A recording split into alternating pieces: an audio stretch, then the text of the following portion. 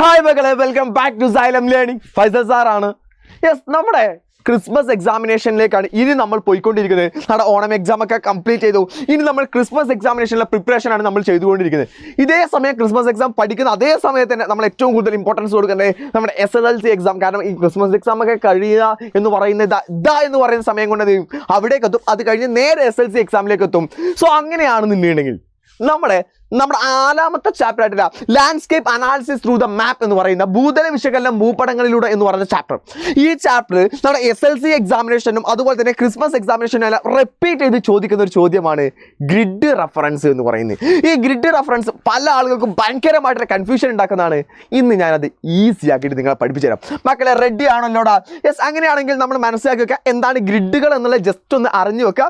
ഗ്രിഡുകൾ എന്ന് പറഞ്ഞാൽ ഒരു ടോപ്പോഗ്രഫിക്കൽ മാപ്പിലെ ഒരു ധരാതലീയ ഭൂപടത്തിലെ വളരെ മൈനർ ആയിട്ടുള്ള അല്ലെങ്കിൽ വളരെ മൈന്യൂട്ട് ആയിട്ടുള്ള രണ്ട് വേർഡ് പറയട്ടോ, മൈനർ അല്ലെങ്കിൽ മൈന്യൂട്ട് എന്ന് പറയാം. എന്ന് വെച്ചാൽ എന്താണ്, വളരെ ചെറിയ വിവരങ്ങളെ നമ്മൾ അതിൻ്റെ സ്ഥലങ്ങൾ ലൊക്കേഷനൊക്കെ കണ്ടെത്താൻ വേണ്ടി ഉപയോഗിക്കുന്ന. നമ്മൾ ആലോചിച്ച് നോക്കിടാം, ഒരു ഭൂപടം ഒരു വലിയ മാപ്പ് നമ്മുടെ കയ്യിൽ കിട്ടി. ആ മാപ്പിൽ നമ്മളോട് ചോദിക്കുകയാണെങ്കിൽ അവിടെ കുഴൽക്കിണർ എവിടെയാണ് അഥവാ ട്യൂബ്വെൽ എവിടെയാണ് ചോദിക്കുന്ന സമയത്ത് ഇതാ അവിടെ എന്ന് പറഞ്ഞ് കൈ ചൂണ്ടിയിട്ട് കാണിച്ചൊരു കാര്യമുണ്ടോ? ഇല്ല, അതിന് കൃത്യമായ സ്ഥലം കാണിച്ചു കൊടുക്കണം. അങ്ങനെ കൃത്യമായ സ്ഥലങ്ങൾ വളരെ മൈനറായിട്ടുള്ള വളരെ സൂക്ഷ്മമായ ഭൂസവിശേഷതകളുടെ സ്ഥലം കണ്ടെത്താൻ വേണ്ടി, ലൊക്കേഷൻ കണ്ടെത്താൻ വേണ്ടി നമ്മൾ ഉപയോഗിക്കുന്നതാണ് നമ്മുടെ ഗ്രിഡുകൾ എന്ന് പറയുന്നത്. ഈ ഗ്രിഡുകളിൽ 2 തരം ലൈനുകളാണുള്ളത്. നമ്മൾ ജസ്റ്റ് സിമ്പിളായിട്ട് നമ്മൾ ആലോചിച്ച് നോക്കുകയാണെന്നുണ്ടെങ്കിൽ ഇങ്ങനെയാണ് ഗ്രിഡുകൾ ഉണ്ടായിരിക്കുക. ഇങ്ങനെയും ഇങ്ങനെയും അങ്ങനെയുള്ള 2 തരം ലൈനുകൾ കൂടുന്നതാണ് ഒരു ഗ്രിഡുകൾ എന്ന് പറയുന്നത്. സോ അതിന് 2 തരം ലൈനുകൾ. അതിൽ ഒന്നാമത്താണ് ഈസ്റ്റിങ്സ്. അതിനെ ഇംഗ്ലീഷിലും മലയാളത്തിലൊക്കെ തന്നെ പറയാം ഈസ്റ്റിങ്സ് എന്ന് തന്നെയാണ് പറയാം. ഈസ്റ്റിങ്സ് എന്ന് പറഞ്ഞാൽ ഇങ്ങനെ കുത്തനെ വരക്കുന്ന ലൈനുകൾ ഉണ്ടല്ലോ, ഇതിനെ വിളിക്കുന്ന പേരാ ഈസ്റ്റിങ്സ്. എന്തുകൊണ്ടാണ് ഈസ്റ്റിങ്സ് എന്നുള്ള പേര് കിട്ടിയത് അറിയണോടാ? അറിഞ്ഞു വെച്ചോ മക്കളെ. ഈ സൈഡ് എന്ന് പറഞ്ഞാൽ ഇത് ഈസ്റ്റ് സൈഡ് അല്ലേ? മുകളിൽ നോർത്ത്, താഴെ സൗത്ത്, ഇവിടെ വെസ്റ്റ് ആണല്ലോ. അപ്പം എന്ത് ചെയ്യുന്നു നിങ്ങൾ നോക്കിക്കോ, ഈസ്റ്റിലേക്ക് പോകുന്തോറും വാല്യൂ കൂടുന്നതിന് കിഴക്കോട്ട് പോകും തോറും മൂല്യം കൂടുന്ന അതിനെ വിളിക്കുന്ന പേരാണ് ഈസ്റ്റിങ്സ്. നോക്കിക്കേ, ഇതല്ലാടാ ഈസ്റ്റ് സൈഡ് എന്ന് പറയുന്നത്. ഇതല്ലേ ഈസ്റ്റ് സൈഡ് എന്ന് പറഞ്ഞാൽ ഇവിടെ നോക്കിക്കേ, 20, 21, 22, 23, 24. കിഴക്കോട്ട് പോകും തോറും വാല്യൂ കൂടാണല്ലോ. കിഴക്കോട്ട് പോകും തോറും അതിൻ്റെ വാല്യൂ കൂടാ. ഈസ്റ്റിക്ക് പോകുമ്പോൾ വാല്യൂ കൂടാണല്ലോ. അതിനെ നമ്മൾ വിളിക്കുന്ന പേരാണ് ഈസ്റ്റിങ്സ് എന്ന് വിളിക്കുക. ഇവിടെ ഒരു പോയിന്റും കൂടെ പറഞ്ഞിട്ടുണ്ട്, these are north south lines. അതെന്താ സാധനം?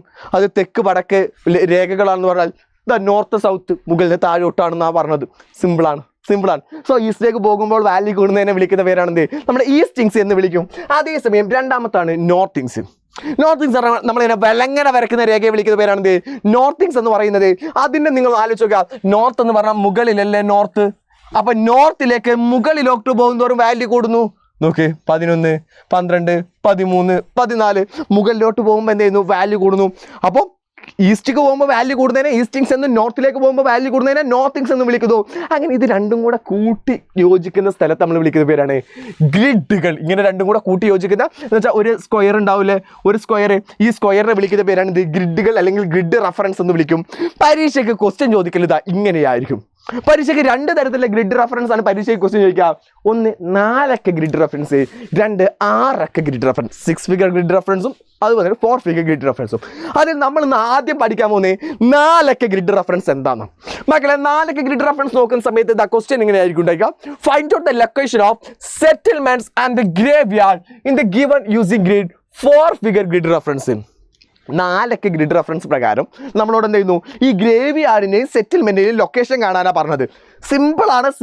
4 അക്കം. നമ്മൾ 4 ഫിഗർ എന്നല്ലേ പറഞ്ഞത്. അപ്പം തന്നെ ഓർത്ത് വെക്കുക, ഇവിടെ എത്ര നമ്പറേ പാടുള്ളൂ? മാക്സിമം 4 എണ്ണമേ പാടുള്ളൂ. 4 അക്കം എന്നാണ് പറഞ്ഞിട്ടുള്ളത്. സോ അതുകൊണ്ട് തന്നെ നമ്മൾ നോക്കുന്നു ആദ്യം ഗ്രേവ്യാർഡ്. ഇതാണ് ശവപ്പറമ്പ് എന്ന് പറഞ്ഞ ഗ്രേവ്യാർഡ്. അറിയാലോ. അങ്ങനെയാണെങ്കിൽ നമ്മൾ നോക്കുന്നു ഗ്രേവ്യാർഡിന്റെ ലൊക്കേഷനാണ് നോക്കുന്നത്, ശവപ്പറമ്പിന്റെ ലൊക്കേഷനാണ് നോക്കുന്നത്. നോക്കിക്കോ, ആദ്യം ഏത് വാല്യൂ എഴുതും? ഈസ്റ്റിങ്സ് എഴുതണോ നോർത്തിങ്സ് എഴുതണോ? സംശയമുണ്ടോ? എപ്പോഴും ആലോചിക്കുക ES. ഇത് ആലോചിച്ച് വെക്കാൻ വേറെ ഐഡിയ പറഞ്ഞാൽ മതി. ആൽഫബറ്റിക്കൽ ഓർഡർ ആലോചിച്ച് വെക്കാൻ. ആൽഫബറ്റിക്കൽ ഓർഡറിൽ ആദ്യമുള്ളത് ഏതാ? അപ്പോൾ ഈസ്റ്റിങ്സ് ആണ് ആദ്യം എഴുതേണ്ടത്. രണ്ടാമത് ആരെ എഴുതാൻ പാടുള്ളൂ? നോർത്തിങ്സ് കേട്ടോ. ES അല്ലടാ, EN കേട്ടോ.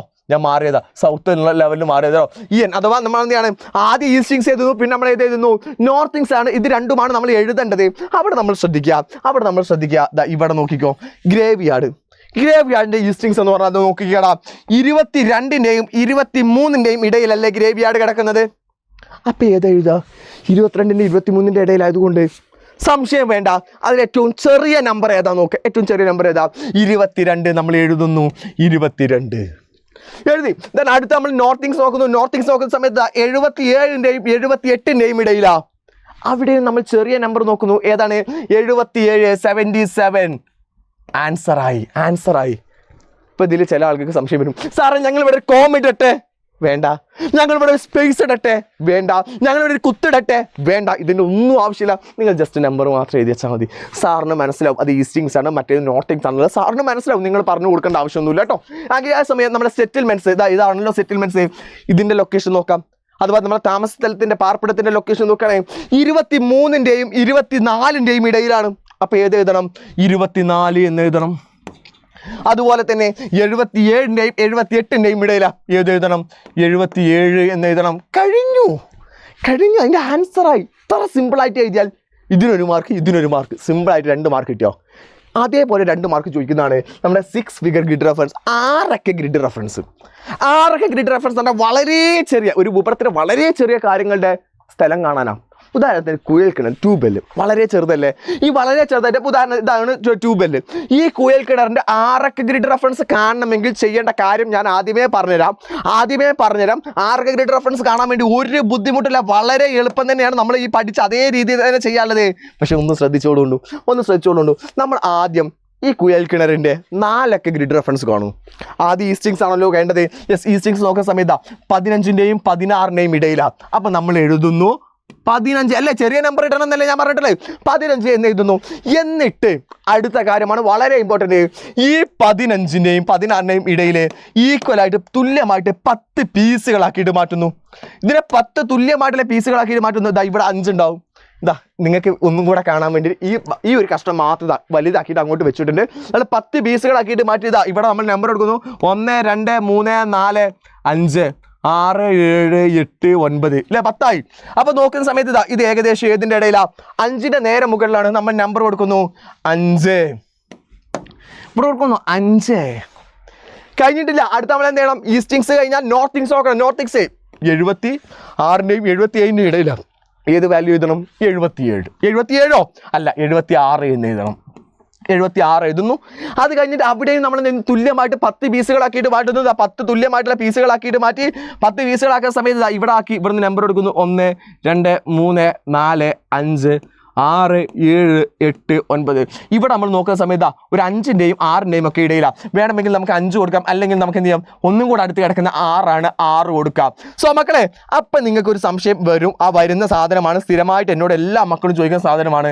സാറേ, ഇതെങ്ങാനും ഞങ്ങൾ എഴുതുന്ന സമയത്ത് സാർ ഇവിടെ 6 കൊടുത്തു, എനിക്കത് 5 തോന്നിയാലോ? ഞങ്ങൾ എന്ത് ചെയ്യണം? സ്കെയിൽ വെച്ചിട്ട് വരയ്ക്കുന്ന സമയത്ത് കൃത്യമായിട്ട് വേണോ? വേണ്ടടാ, കൃത്യമായിട്ട് ആവണമെന്നൊന്നുമില്ല. ആ ഏകദേശം എന്ത് ചെയ്താൽ മതി? അവിടെ കൃത്യമായാൽ മതി. ഇവിടെ എന്താണ്? 5 വന്നാലും 6 വന്നാലും 7 വന്നാലും ഉത്തരം ശരിയാ, ഫുൾ മാർക്ക് കിട്ടും. ഏത്? ഈ 2 വാല്യൂകൾ കേട്ടോ. ഈ 2 വാല്യൂകളിൽ 5 വന്നാലും 6 വന്നാലും 7 വന്നാലും നിങ്ങൾക്ക് മാർക്ക് കിട്ടും. പക്ഷേ 4 ഫിഗർ തെറ്റിച്ചോ, 4 അക്കം തെറ്റിച്ചോ, മുഴുവൻ തെറ്റും. പക്ഷേ ഇവിടെ നിങ്ങൾ എന്ത് ചെയ്യുക? 15 1 വരുമോ? 15 1 ഇവിടെ അല്ലേ വരേണ്ടത്? അതൊരിക്കലും വരില്ല അല്ലേ? 15 1 ഒരിക്കലും വരില്ല. 15 2 വരില്ല. ഏകദേശം ഇതിൻ്റെ എന്തായിരിക്കണം? ശരിയായിരിക്കണം. അപ്പം അങ്ങനെയാണെങ്കിൽ എക്സാമിന് ചോദിക്കുന്ന പാറ്റേണിലേക്ക് നമുക്കൊന്ന് നോക്കിയാലോ?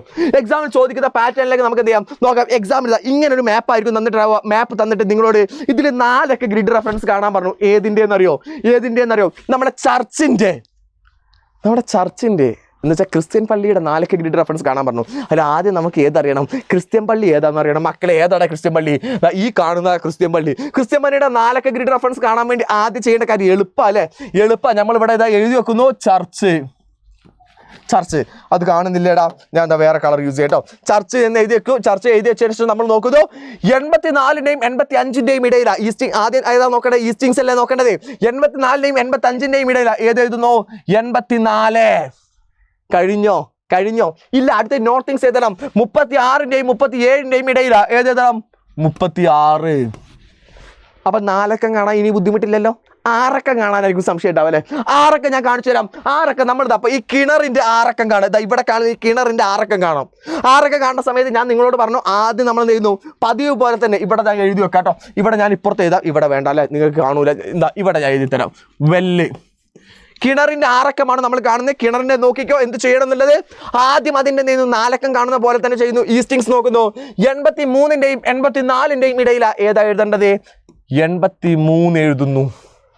കഴിഞ്ഞിട്ടില്ല. അടുത്ത എന്ത് ചെയ്യുന്നു? ഇവിടെ 10 തുല്യ പീസുകളാക്കിയിട്ട് മാറ്റുന്നു. 10 പീസുകളാക്കുന്ന സമയത്ത് നോക്കിക്കോ, കറക്റ്റ് സെൻറ്ററിലായിരിക്കും 5 ഉണ്ടാവുക അല്ലേ? 1 2 3 4 5 6 7 8 9 10 അല്ലേ? 1 2 3 4 5 6 7 8 9 ഏകദേശം വരുന്ന എവിടെയാ? ഏകദേശം വരുന്ന എവിടെയാ മക്കളെ? 8ന് നേരെ മുകളിലാണ്. സോ നമ്മൾ എന്ത് ചെയ്യുന്നു? നമ്പർ എഴുതുന്നു. 8 കഴിഞ്ഞിട്ടില്ല.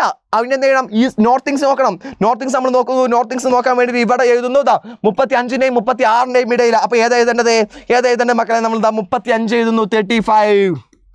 35 എന്നിട്ട് നമ്മൾ എന്ത് ചെയ്യുന്നു? അടുത്ത് നമ്മൾ നോക്കേണ്ട സമയത്ത് ഇവിടെയാണ്. ഇവിടെ 5 ആയിരിക്കും ഉണ്ടാവുക. അപ്പോൾ 1 2 3 4 5 ഏകദേശം 2 1 2 അല്ലേ? 2ലുള്ളത്. സോ നമ്മൾ എന്ത് ചെയ്യുന്നു? ഇവിടെ വാല്യൂ എഴുതിയേക്കുന്നു 2. ഇവിടെ വാല്യൂ എഴുതിയേക്കുന്നു 2. ആറക്കമായില്ലേ? അപ്പം അങ്ങനെയാണെങ്കിൽ ഈ പറഞ്ഞ കാര്യങ്ങൾ എൻ്റെ മകൻ കൃത്യമായിട്ട് മനസ്സിലായിട്ടുണ്ട്. ഭയങ്കരമായിട്ട് പല ആളുകൾക്ക് കൺഫ്യൂഷൻ വരുന്ന സാധനം. ഈ പറഞ്ഞ കാര്യം കൃത്യമായിട്ട് മനസ്സിലായിട്ടുണ്ടെങ്കിൽ ഇതിന് താഴെ കമൻറ്റ് ബോക്സിൽ 2 ലൊക്കേഷൻ കണ്ടോ. ഒന്നാമത്തെ ഫോർട്ട്, കോട്ടയുടെ 4 അക്ക ഗ്രിഡ് റെഫറൻസ്. ഉത്തരം ഏതാണെന്ന് എഴുതിക്കോട്ടോ. ഫോർട്ട് കോട്ടയുടെ 4 അക്ക ഗ്രിഡ് റെഫറൻസ്. കഴിഞ്ഞിട്ടില്ല. ഈ ട്യൂബെല്ലെ കുഴൽ കിണറിൻ്റെ 6 അക്ക ഗ്രിഡ് റെഫറൻസും. ഏകദേശം എത്രയാ വരാന്നുള്ളത് ഒന്ന് നോക്കിയിട്ട് താഴെ കമൻറ്റ് ചെയ്തോ.